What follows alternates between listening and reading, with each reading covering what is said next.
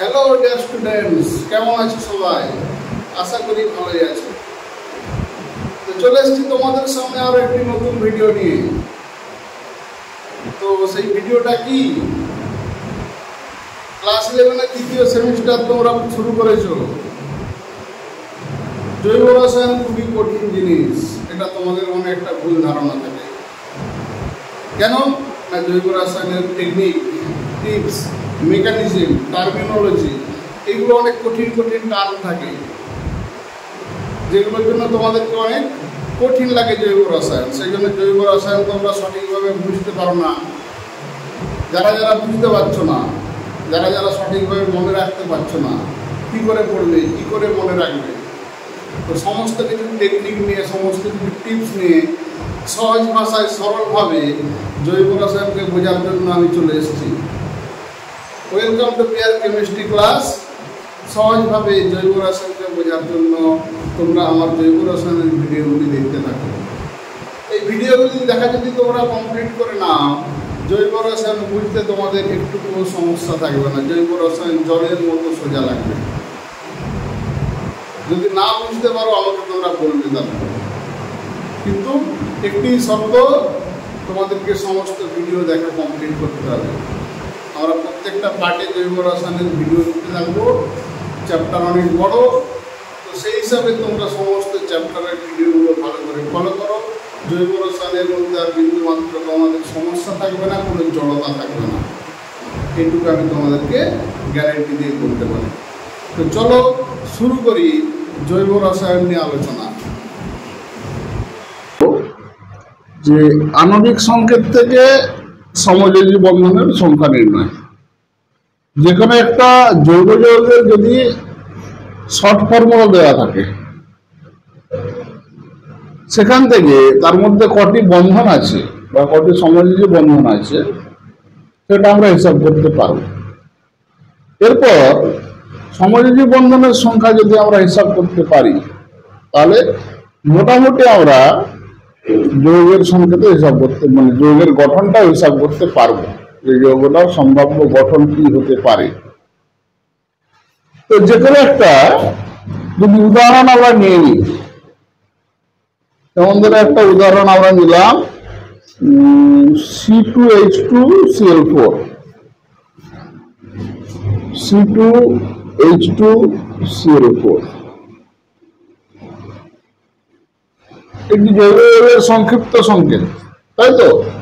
এখানে কটি বন্ধন আছে আমরা কি করে বলবো? এটা আমরা কার্বন হাইড্রোজেনের বন্ধন, কার্বনের বন্ধন লেখেও আমরা বোঝাতে পারি। এটা যদি গাণিতিক হিসাবে আমরা হিসাব করি, গাণিতিক ভাবে হিসাব করি কটি বন্ধন আছে, সেখানেও আমরা হিসাব করতে পারি।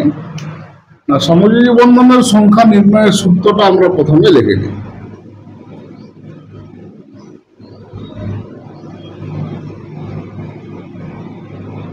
সমযোজী বন্ধনের সংখ্যা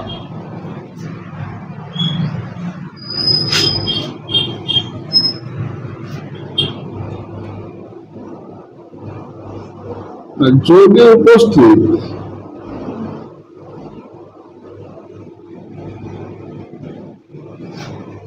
পরমাণু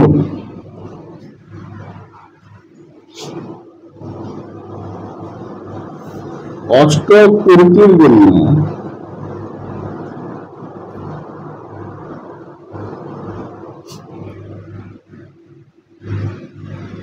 প্রয়োজনীয় ইলেকট্রন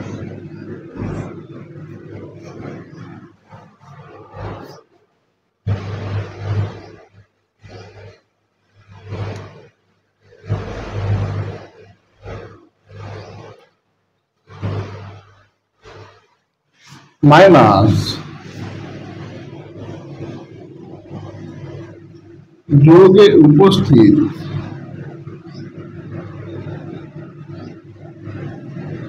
পরমাণুর যোগ্যতা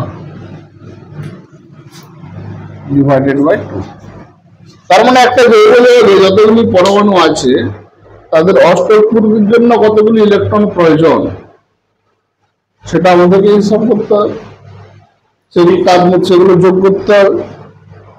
এবং যতগুলি জৈব যৌগ আছে, সরি যতগুলি পরমাণু আছে তাদের যোগ্যতা কত, সেই যোগ্যতার মোট যোগফল নির্ণয় করতে হবে।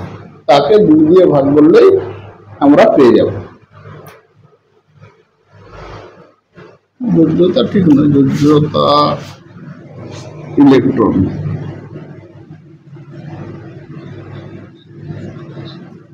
যোগ্যতা ইলেকট্রন মানে যোগ্য কক্ষে কতগুলি ইলেকট্রন আছে।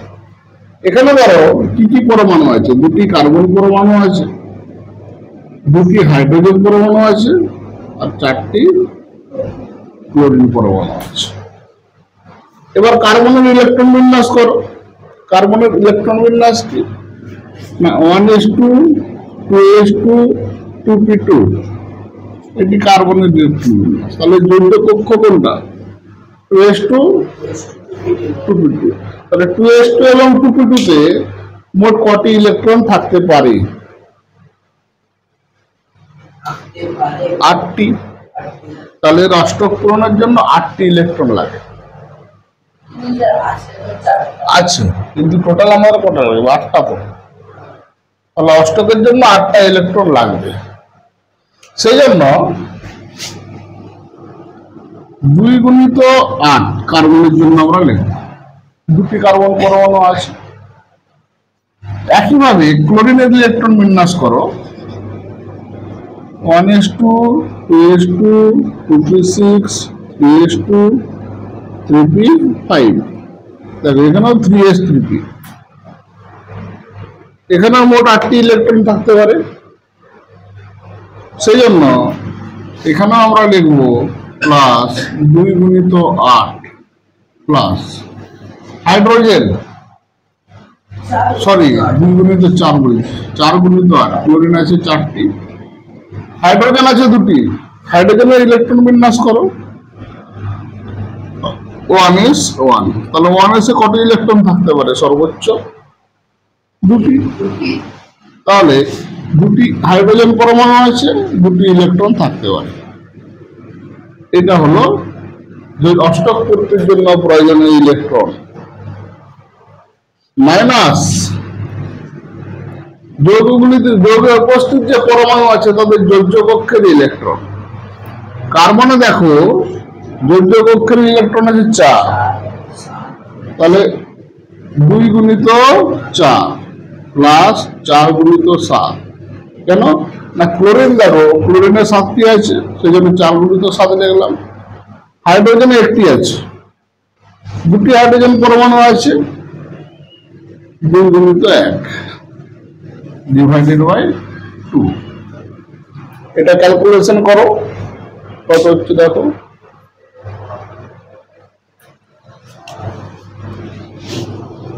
16 32 52 মাইনাস 38 বাই 2।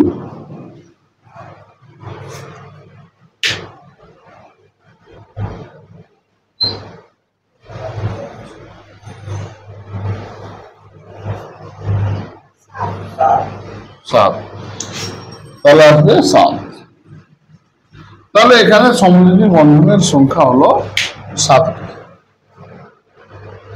এই 7 থেকে সমযোজী বন্ধন 7, এখান থেকে এদের গঠন আঁকতে আমরা চেষ্টা করি, কি কি হতে পারে দেখো।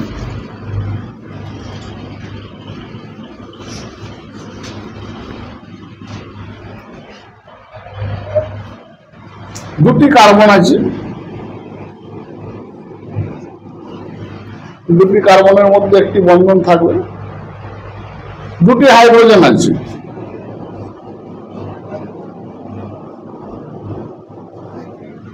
তার মধ্যে দুটি থাকবে, 4টি ক্লোরিন আছে, 1টা 2টা 3টা 4টা।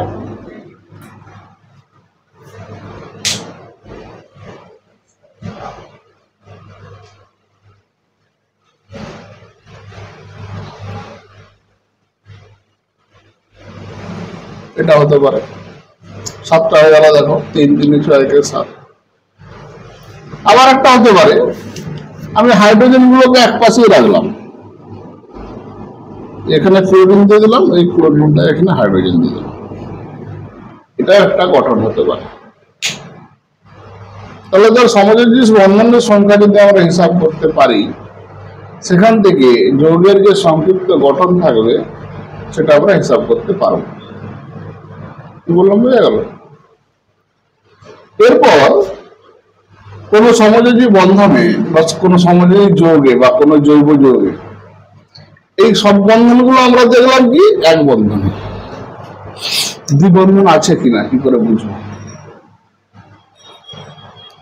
তো সেই দ্বিবন্ধন নির্ণয়ের জন্য আমাদেরকে আরেকটি ফর্মুলা মনে রাখতে হবে যে কোন সমযোজী বন্ধনে দ্বিবন্ধন আছে কিনা।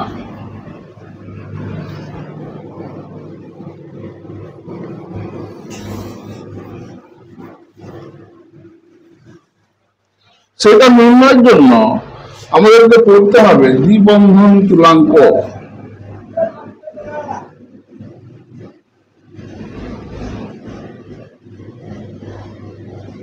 দ্বিবন্ধন তুলাঙ্ক বা ডবল বন্ড ইকুইভ্যালেন্ট।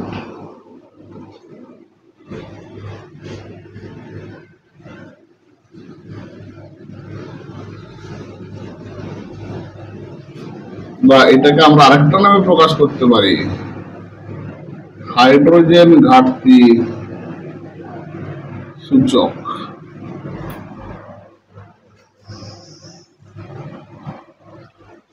এটা কি? ধরো কোন একটা হাইড্রোকার্বন যদি আমি নিই, যেমন ধরো C4H10, এটা একটা হাইড্রোকার্বন নিলাম। এই হাইড্রোকার্বনে সমস্ত বন্ধন এক বন্ধন না দ্বিবন্ধন আমরা কি করে বুঝবো? না, এটা বোঝার জন্য প্রথমে আমরা ফর্মুলা একটা পড়ে এসেছি, সেটা থেকে আমরা হিসাব করতে পারি। এই ফর্মুলাটা দেখো কার সাথে ম্যাচ করছে। এই ফর্মুলাটা ম্যাচ করছে CnH2n+2, এই ফর্মুলার সাথে ম্যাচ করছে। তার মানে এটা হচ্ছে অ্যালকেনের সংকেত। আর অ্যালকেন মানে আমরা জানি সমস্ত বন্ধন সেখানে এক বন্ধনে থাকবে, দ্বিবন্ধন থাকবে না। এরপর C4H8 একটা সংকেত আমরা লিখব। এখানে কি বন্ধন আছে সেটা আমরা এই ফর্মুলা থেকে হিসাব করতে পারি। এই ফর্মুলাটা ম্যাচ করছে CnH2n এর সাথে, অ্যালকিন। এবার সবসময় এই ফর্মুলাটা ম্যাচ করে না, যদি কার্বন হাইড্রোজেন বাদ দিয়ে অন্য কোনো পরমাণু দিয়ে দেয় তখন এই ফর্মুলাটা আমরা সবসময় ম্যাচ করাতে পারবো না। তো এই ফর্মুলাটা ম্যাচ না করলে তখন আমরা কি করে হিসাব করবো এখানে দ্বিবন্ধন আছে? এখানে দেখো C4 কার্বন 4টাই আছে, এখানে H10 ছিল বলে সে অ্যালকেনের মধ্যে পড়েছিল, সেখানে সমস্ত বন্ধন আছে এক বন্ধন। এখানে দেখো হাইড্রোজেন কটা আছে? 8টা। C4H8 এর ক্ষেত্রে এখানে হাইড্রোজেন কটি কম আছে? না, 2টি হাইড্রোজেন কম আছে। 2টি হাইড্রোজেন কখন কম থাকে? না, 2টি হাইড্রোজেন যদি কম থাকে তাহলে বলা যায় যে একটা দ্বিবন্ধনের জন্য 2টো হাইড্রোজেন কম হতে পারে। কিভাবে? যদি আমরা এটা লিখি, 2টো কার্বনের ক্ষেত্রে লিখলাম, এগুলো তো এটা হচ্ছে সমস্ত বন্ধন এক বন্ধন। এখানে যদি দ্বিবন্ধন হতে হয় তাহলে 2টো হাইড্রোজেনকে কমতে হবে, তো তবে 4টা করে যোগ্যতা হচ্ছে কার্বনের। সেই জন্য 2টি হাইড্রোজেন কম মানে একটা দ্বিবন্ধন হতে পারে। আর কি হতে পারে? আরেকটা হতে পারে রিং বা সাইকেল হতে পারে। কিরকম? C4H10টাই ভাবি। C4H10 মানে কি ছিল? না, 1 2 3 4 4টা কার্বন ছিল, CH3 CH2 CH2 CH3 এটাকে যদি এরকম ভাবে লিখি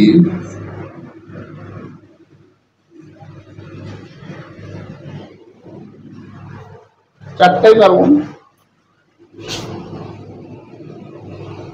CH2 CH2 CH2 CH2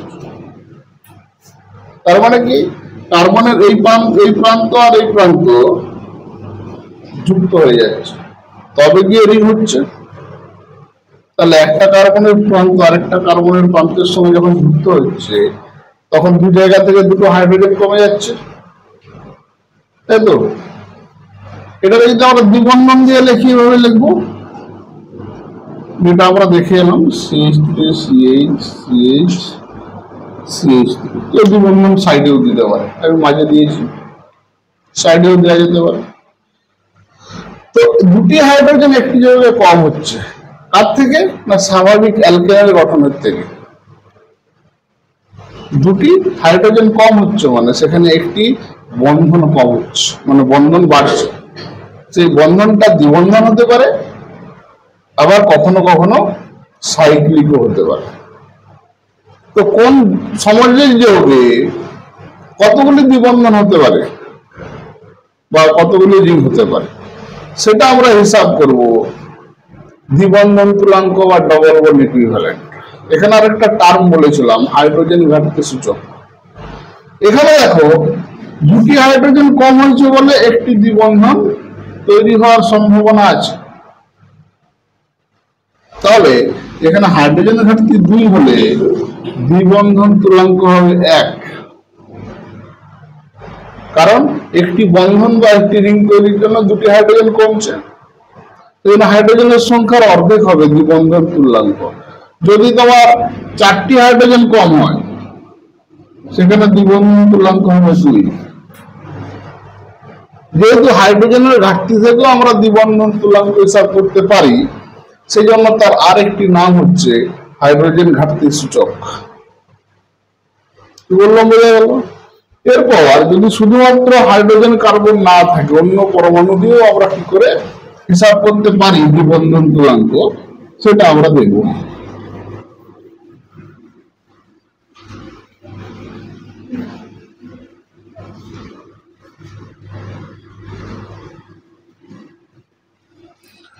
এই দ্বিবন্ধন তুল্যাঙ্ক হিসাব করার নিয়মটা দেখে নাও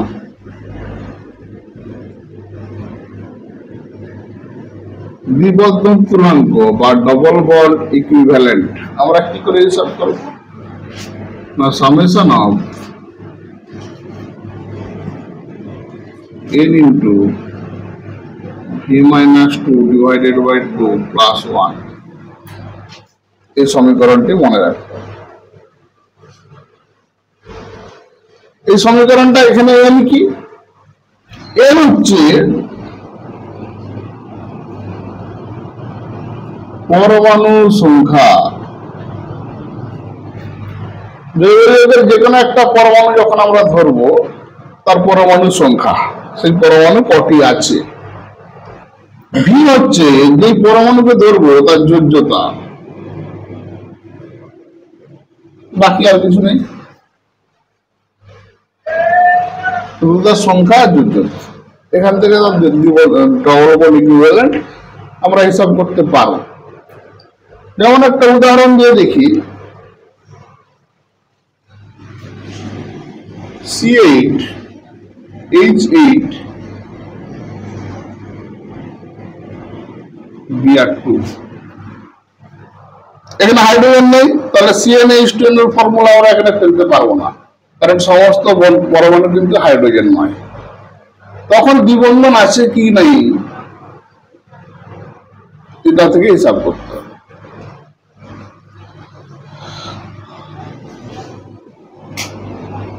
তাহলে দ্বিবন্ধন তুল্যাঙ্ক বা ডবল বন্ড ইকুইভ্যালেন্ট এটাকে আমরা শর্ট করে লিখতে পারি DBE ডবল বন্ড ইকুইভ্যালেন্ট সমান আমরা কি করে হিসাব করবো দেখো, এখানে প্রথমে কার্বন পরমাণুকে ধরি। কার্বন পরমাণু কটি আছে? 8টা। তাহলে n হয়ে গেল 8। কার্বনের যোজ্যতা কত? 4 মাইনাস 2 সূত্রে আছে প্লাস। কার্বনের জন্য হয়ে গেল। হাইড্রোজেন, হাইড্রোজেন পরমাণুর সংখ্যা কটি আছে? 8। হাইড্রোজেনের যোজ্যতা 1 মাইনাস 2 হয়ে গেল। ব্রোমিন পরমাণুর সংখ্যা কটি আছে? 2টা।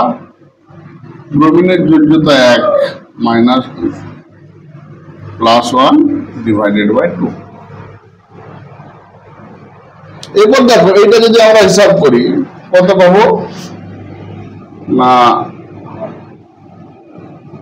8 দুগুণে 16 minus 8 minus 2 divided by 2 plus 6 4, তাই তো? কত এসছে? 16 10 6 3 প্লাস 1 4। তাহলে এখানে ডবল বন্ড ইকুইভ্যালেন্ট আমরা পাচ্ছি, বা দ্বিবন্ধন কি বলবো, তুলাঙ্ক পাচ্ছি 4। এই 4 কথাটার অর্থ কি এটা আমাদেরকে একটু জেনে নিতে হবে। এই দ্বিবন্ধন তুলাঙ্ক 4 মানে কি?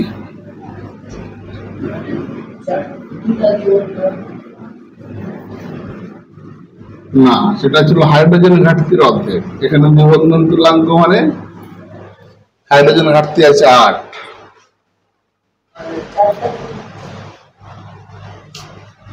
যদি double bond equivalent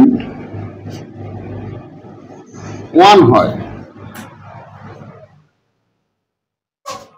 double bond equivalent 1 হলে সেখানে সম্ভাবনা আছে একটি কার্বন কার্বন দ্বিবন্ধন থাকতে পারে, বা একটি রিং থাকতে পারে।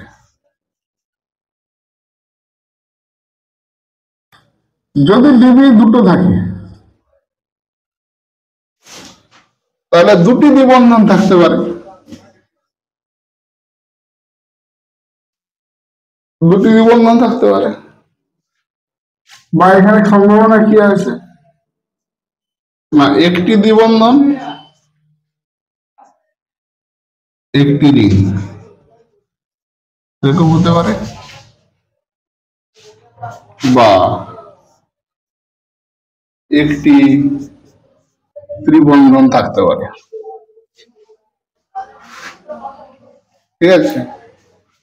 যদি ডিবি 3 হয় সেই জায়গায় ডবল বন্ড 3টা থাকতে পারে। 3টে দ্বিবন্ধন থাকতে পারে, বা সম্ভাবনা কি আছে একটি দ্বিবন্ধন একটি দ্বিবন্ধন থাকতে পারে। 3 তো হয়ে যাচ্ছে। অথবা এখানে হতে পারে দ্বিবন্ধন একটি হয়ে গেল,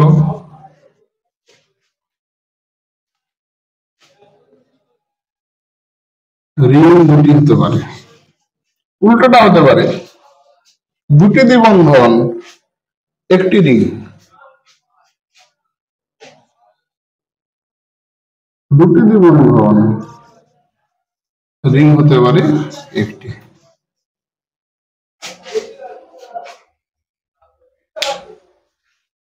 হতে পারে। আমাদের এখানে মান কত বেরিয়েছে? 4। তাহলে 4 মানে তার পসিবিলিটি কি কি হতে পারে? 4টি সি ডবল বন্ড সি হতে পারে, তাই তো? 2টি সি ট্রিপল বন্ড সি হতে পারে, ত্রিবন্ধন। ত্রিবন্ধন মানে দুটো, তাহলে দুটো হতে পারে। এখানে আরো সম্ভাবনা হতে পারে, ধরো 2টি সি ডবল বন্ড একটি সি ট্রিপল বন্ড, এটা হতে পারে। আর কি হতে পারে? এবার যদি রিং এর দিকে আমরা যাই, তাহলে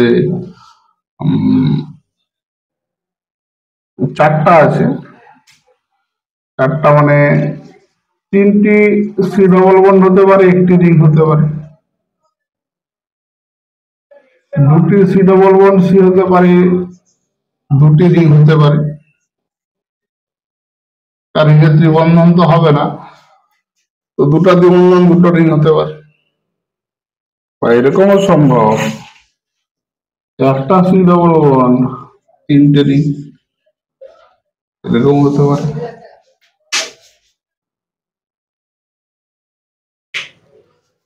তো এই সম্ভাবনাগুলোর মধ্যে থাকবে ডবল বন্ড ইকুইভ্যালেন্ট ক্যালকুলেশন করার পর। এখানে পরীক্ষায় প্রশ্ন কি থাকে, কোন একটা সংকেত দিয়ে বলবে এর ডিবি কত, হিসাব করো। হিসাব করার পর এরকম যদি ঘুরিয়ে প্রশ্ন দেয় যে এই যৌগে সম্ভাব্য দ্বিবন্ধনের সংখ্যা কটি,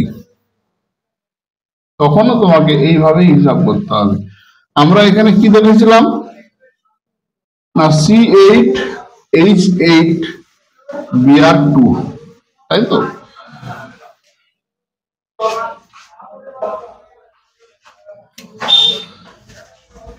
C8H8Br2 এই যৌগটা নিয়ে শুরু করেছিলাম। এখানে ডিবি কত পেয়েছি, 4। তাহলে এই যৌগের সম্ভাব্য গঠন কি হতে পারে না, 8টা কার্বন আমরা প্রথমে লিখে দিতে পারি। 8টা হলো 1 2 3 4 5 6 7 8, 4টা দ্বিবন্ধন করতে পারি, 1 2 3 4 হয়ে গেল। ব্রোমিন পরমাণু যেখানেও আমরা দিতে পারি, এরও আবার অনেক পসিবিলিটি থাকছে যে ব্রোমিন এখানে হতে পারে, এখানে হতে পারে, এখানে হতে পারে, যে কোনো জায়গায় হতে পারে। তো আমি দুটো ধারে দুটো ব্রোমিন দিলাম, এখানে 1 2 3 4 হাইড্রোজেন,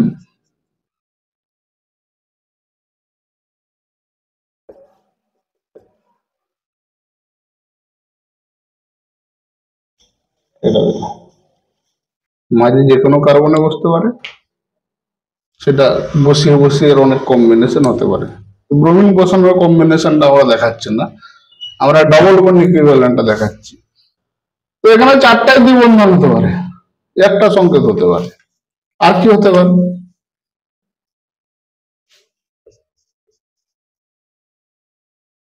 8। এখানে দুটো ত্রিবন্ধন হতে পারে, ধরো একটা ত্রিবন্ধন আমি করে দিলাম, মাঝে করতে পারি বা ধারে করতে পারি, আর একটা ত্রিবন্ধন আমি করে দিলাম, ঠিক আছে। বাকি এই ধারে ব্রোমিন দিতে পারি, এই ধারেও দিতে পারি, মাঝে ব্রোমিন দিতে পারি, এটা একটা সম্ভাবনা আছে। তাহলে দুটো ত্রিবন্ধন থাকতে পারে যৌগের মধ্যে, ঠিক আছে।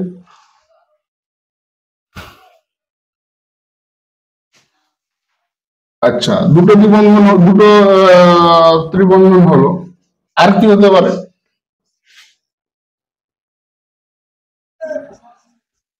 8। 4টা দ্বিবন্ধন হতে পারে, আর কি হতে পারে? 4টা আছে,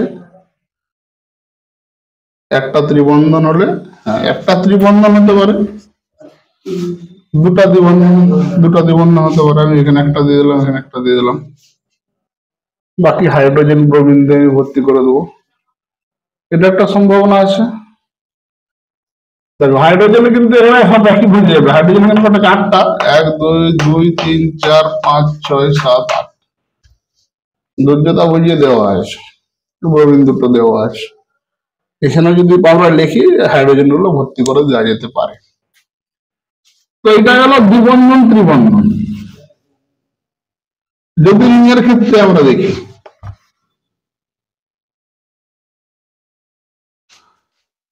8টা দিয়ে একটা রিং হতে পারে, 1 2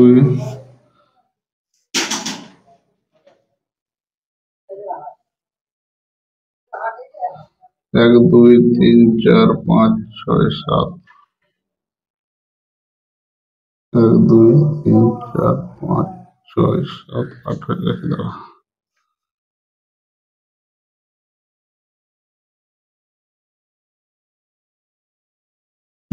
একটা রিং হতে পারে,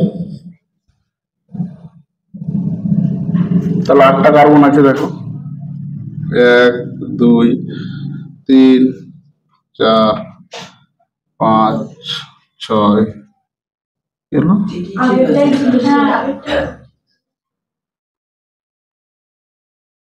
এটাই ঠিক ছিল না, আটটা হয়ে গেল তাই তো। আটটার মধ্যে একটা রিং আছে, তার মানে সেখানে একটা ডিবি চলে গেল, বাকি এখনো তিনটা। আমি এখানে তিনটা দ্বিবন্ধন দিতে পারি, ঠিক আছে।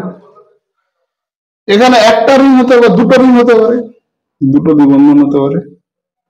কিরকম? আটটা যেহেতু আছে, চারটা হয়ে গেল, পাঁচটা ছটা সাতটা আটটা, দুটো রিং হলো। দুটো রিং যে আলাদা আলাদা হবে এরকম নয়, কিন্তু একসাথেই হবে। আমাকে মোট কার্বন খুঁজিয়ে করতে হবে। দুটো রিং যেহেতু হয়েছে, তার দুটো দ্বিবন্ধন হতে পারে।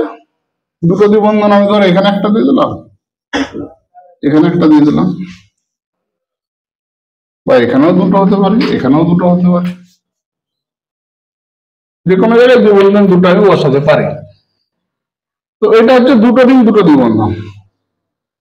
যেহেতু কার্বন সংখ্যা 8, এখানে তিনটে রিং সম্ভব নয়, কারণ 8কে আমরা 3 দিয়ে ভাগ করতে পারবো না।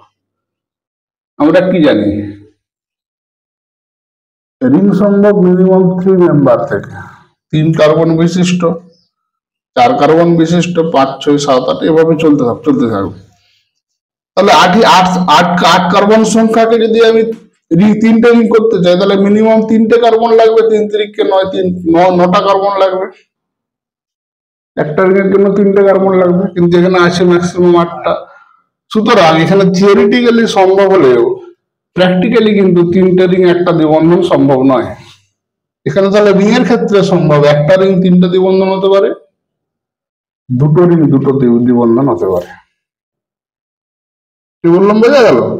তাহলে এই যে C8H8 Br2, আচ্ছা এখানে আমি হাইড্রোজেন গুলো লিখে দিই। হাইড্রোজেন গুলো লিখলে তোমার এমন বুঝে যাবে যোগ্যতা।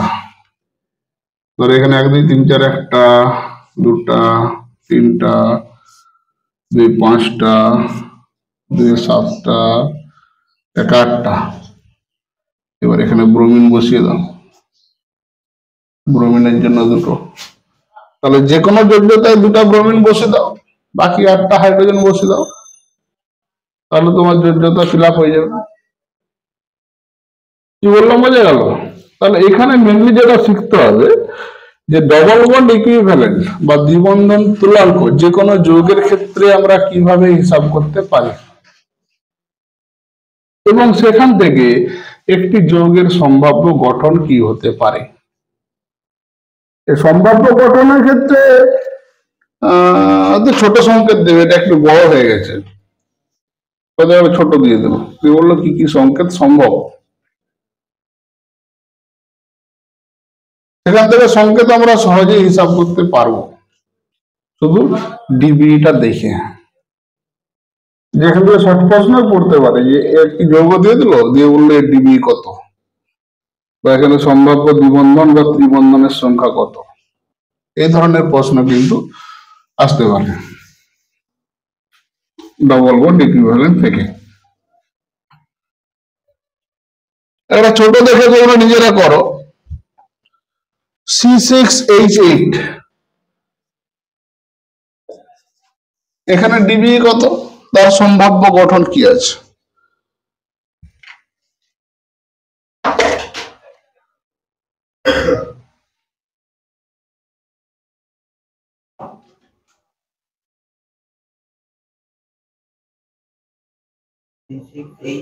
C6H8,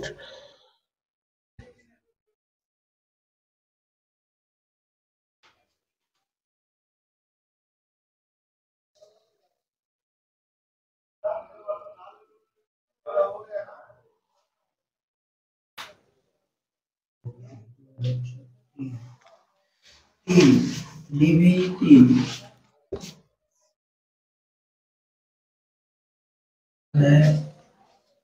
সম্পর্ক হবে জীবন